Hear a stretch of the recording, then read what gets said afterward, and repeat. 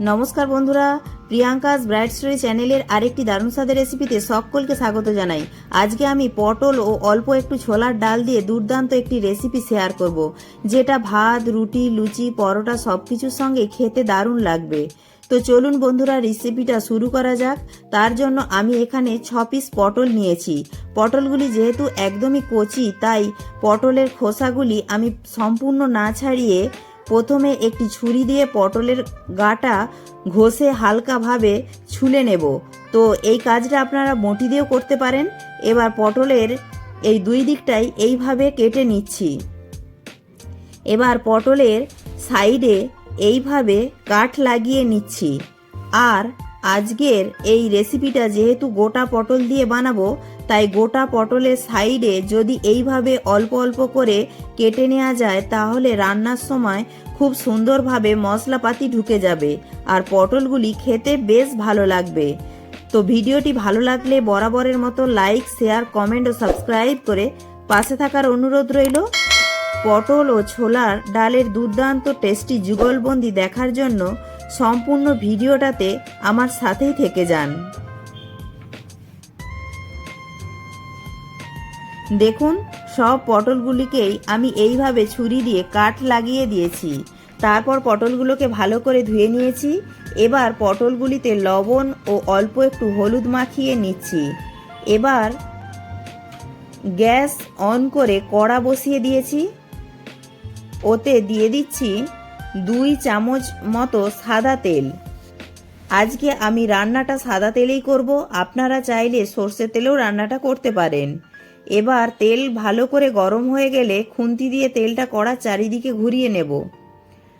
তারপর লবণ ও হলুদ মাখানো পটলগুলি দিয়ে দেব আর গ্যাসের ফ্লেমটা মিডিয়ামে রাখব।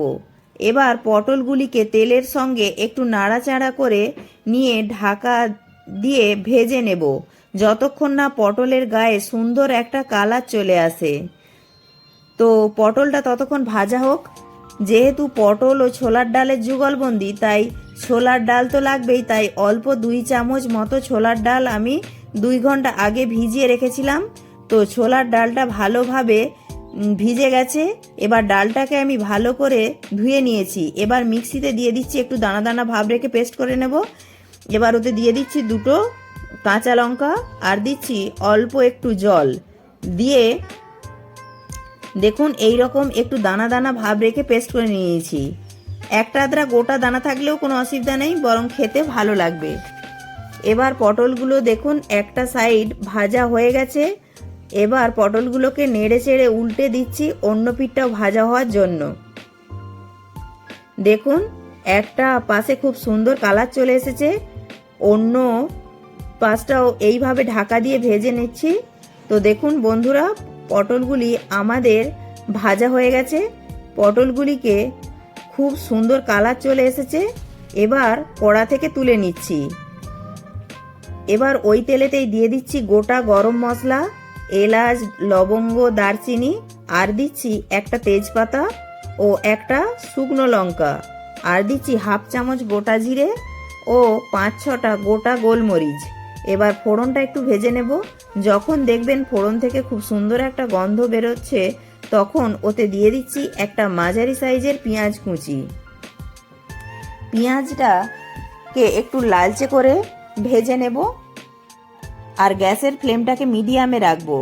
পেঁয়াজটা একটু লালচে করে ভাজা হয়ে গেছে। এবার ওতে দিয়ে দিচ্ছি একটা টমেটো কুচি।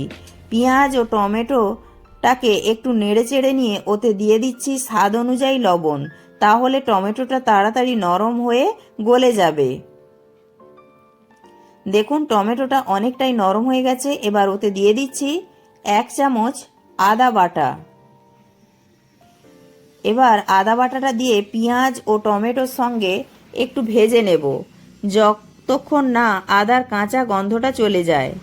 এবার ওতে দিয়ে দিচ্ছি কিছু গুঁড়ো মশলা, যেমন 1/2 চামচ হলুদ গুঁড়ো, 1/2 চামচ জিরে গুঁড়ো, 1/2 চামচ ধনে গুঁড়ো, 1/2 চামচ ঝাল লঙ্কার গুঁড়ো ও 1/2 চামচ কাশ্মীরি লঙ্কার গুঁড়ো। তাতে করে রান্নার রঙটা খুব ভালো আসবে। এবার সব কিছু নেড়ে চেড়ে মশলাটা কষিয়ে নেব। মশলাটা যাতে পুড়ে না যায়, তার জন্য অল্প একটু গরম জল দিয়ে মশলাটা কষিয়ে নেব। এবার একটু নেড়ে চেড়ে ঢাকা দিয়ে দেব, যাতে মশলাটা খুব সুন্দরভাবে কষে গিয়ে মশলা থেকে তেল ছেড়ে যায়। তো মিনিট 2 পর দেখুন ঢাকনাটা খুলছি, মশলাটা সুন্দরভাবে কষে গেছে আর মশলাটা থেকে তেল ছেড়ে গেছে। এবার ওতে দিয়ে দিচ্ছি পেস্ট করে রাখা ছোলার ডালটা। ছোলার ডালটা দিয়ে মশলার সঙ্গে কষিয়ে নেব যতক্ষণ না ডালটার কাঁচা ভাব চলে যায়। কষাতে কষাতে যখন দেখবেন ডালটা খুব সুন্দরভাবে মশলার সঙ্গে মাখো মাখো হয়ে মিশে গেছে, তো আমি ডালটাকে মশলার সঙ্গে 3 থেকে 4 মিনিট সময় ধরে কষিয়ে নিয়েছি। এবার ওতে যোগ করে দিচ্ছি 1 গ্লাস গরম জল।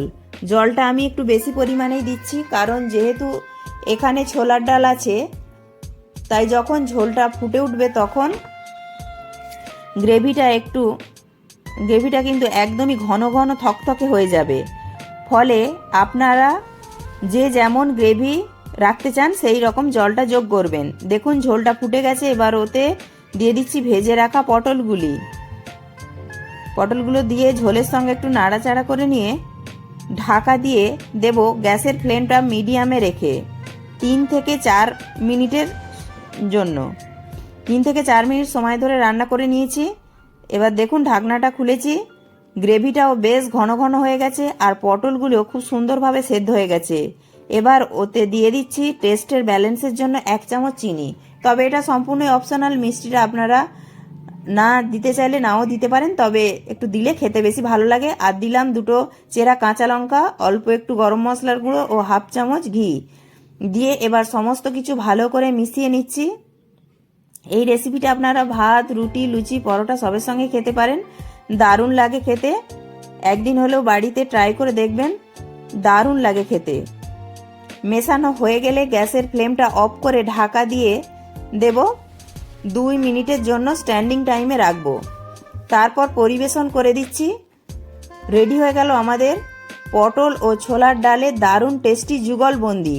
ভিডিওটি ভালো লাগলে, চ্যানেলে নতুন বন্ধু হয়ে থাকলে চ্যানেলটি সাবস্ক্রাইব করে পাশে থাকা বেল আইকনটি প্রেস করে দেওয়ার অনুরোধ রইল। অবশ্যই একটি লাইক করবেন ও বন্ধু বান্ধবদের সাথে প্রচুর শেয়ার করবেন। আর কমেন্টে জানাতে ভুলবেন না আজকের রেসিপিটা আপনাদের কেমন লাগলো। প্রত্যেকে ভালো থাকবেন, সুস্থ থাকবেন।